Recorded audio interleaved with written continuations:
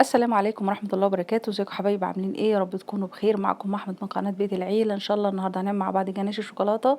نعمله بطريقة سهلة جدا. انا عملت قبل كده معاكم صوص الشوكولاتة، عملته بطريقة تانية. النهارده جايه لكم بطريقة سهلة جدا ومقادير متوفرة في كل بيت. شوكولاتة المطبخ بتاعتي دريم او غيره، اي شوكولاتة تحبيها. اللبن بتاعي حسب الكمية اللي انت عايزاها، مثلا كوباية وليكن كبيرة او كوبايتين.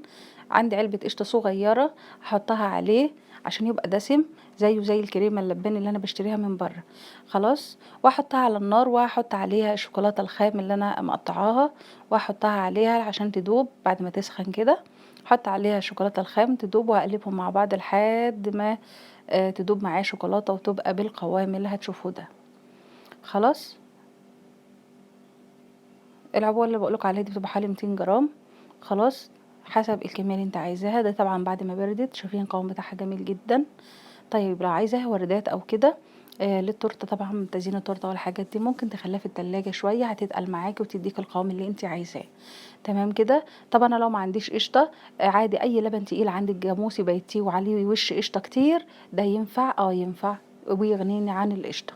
يا رب تكون الحلقه عجبتكم. ان شاء الله انتظرونا في حلقه جديده ووصفه جديده، والسلام عليكم ورحمه الله وبركاته.